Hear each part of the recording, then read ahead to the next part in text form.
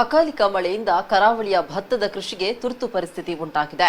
ಕೈಗೆ ಬಂದ ತುತ್ತು ಬಾಯಿಗೆ ಸಿಕ್ಕಿಲ್ಲ ಅನ್ನುವಂತಾಗಿದೆ ಕರಾವಳಿಯ ರೈತರ ಸ್ಥಿತಿ. ಕೊರೋನಾ ಸಂಕಟದಿಂದ ಮುಕ್ತಿ ಪಡೆಯಲು ಕೃಷಿಯ ಮೊರೆ ಹೋದ ರೈತರಿಗೆ ನಷ್ಟದ ಬರೆ ಬಿದ್ದಿದೆ.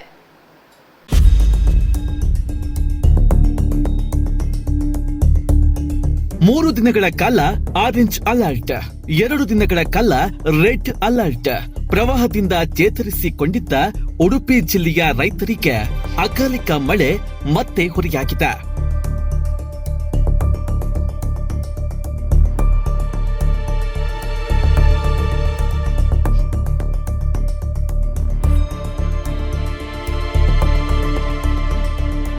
ಸಕಾಲದಲ್ಲಿ ಮುಂಗಾರು ಮಳೆ ಬೀಸಿದ ಕಾರಣ ಬಂಗಾರದ ಬೆಳೆ ಬೆಳೆದಿದ್ದ ರೈತರು ಕಂಗಾಲಾಗಿದ್ದಾರೆ. 5 ದಿನಗಳಿಂದ ನಿರಂತರ ಮಳೆಯಾಗುತ್ತಿದೆ. ಕಟಾವಿಗೆ ಸಿದ್ಧವಾಗಿದ್ದ ಭತ್ತದ ತೆನೆಗಳು ಕೆಸರು ನೀರಿನಲ್ಲಿ ಹೂತು ಹೋಗಿವೆ. ಭತ್ತದ ಪೈರು ನೀರಿನಲ್ಲಿ ಮುಳುಗಿ ಮತ್ತೆ ಮೊಳಕೆಯನ್ನ ಒಡಿತಾ ಇವೆ. ನಾಟಿ ಮಾಡಿ 145ರಿಂದ 150 ದಿನಗಳೊಳಗೆ ಭತ್ತದ ಕಟಾವು ಮಾಡಬೇಕು. ಜಿಲ್ಲೆಯ ಬಹುತೇಕ ಗದ್ದೆಗಳು 145 ದಿನ ಪೂರೈಸಿವೆ. ಆದ್ರೆ ಕಟಾವು ನಡೆಸಲು ಮಳೆ ಅಡ್ಡಿಯಾಗಿದೆ. ಮುಂದಿನ ದಿನಗಳಲ್ಲಿ ಮಳೆ ಕಡಿಮೆಯಾದರೂ ಭತ್ತದ ಗುಣಮಟ್ಟ ಕಳಪೆಯಾಗಿದೆ ಎನ್ನುತ್ತಾರೆ ರೈತರು.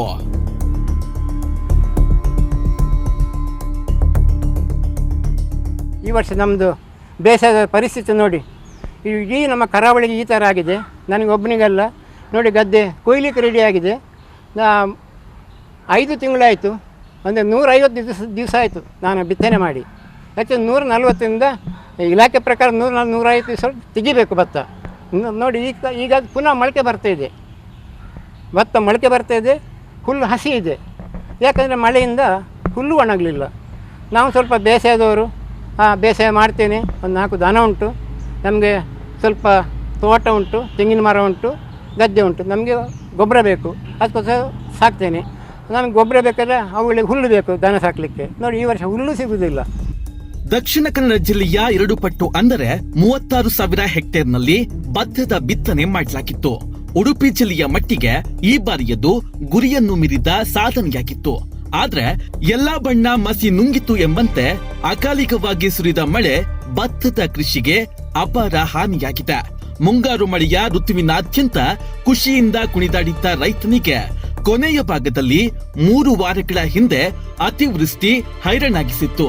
ಇದೀಗ ಬೆಳೆ ಕೊಯ್ಲಿಗೆ ಬಂದಾಗ ನಿತ್ಯ ಸುರಿತಾ ಇರುವ ಮಳೆ ಕೃಷಿಕರನ್ನ ಕಂಗಾಲಾಗಿಸಿದೆ.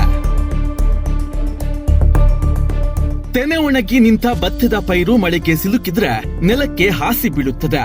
ಇದರಿಂದ ಕೊಯ್ಲು ಕಷ್ಟವಾಗುವ ಜೊತೆಗೆ ಭತ್ತದ ಕಾಳು ಕೂಡ ಉದುರುತ್ತಿದೆ. ಈ ನಡುವೆ ತೆನೆ ಇನ್ನೂ ಮಾಗತಿರುವ ಪೈರು ಕೂಡ ಗದ್ದೆಗಳಲ್ಲಿ ಅಡ್ಡಡ್ಡ ಮಲಗ್ತಾ ಇದೆ. ಅಷ್ಟೇ ಅಲ್ಲದೆ ಗದ್ದೆಯಲ್ಲಿ ಕೊಯ್ಲು ಮಾಡಿರುವ ಭತ್ತವು ಮಳೆಗೆ ಸಿಲುಕಿ ನೆನೆಯತೊಡಗಿದೆ. ಮತ್ತೊಂದೆಡೆ ಕಟಾವು ಮಾಡಿಟ್ಟಿದ್ದು ಮಳೆಗೆ ಸಿಲುಕಿ ಒಣಗದಂತೆ ಆಗುತ್ತಿದೆ. ಮೋಡ ಮಳೆ ಮುಂದುವರಿದರೆ ಮೊಳಕೆ ಒಡೆಯುವ ಆತಂಕವನ್ನು ರೈತರು ಎದುರಿಸುತ್ತಿದ್ದಾರೆ.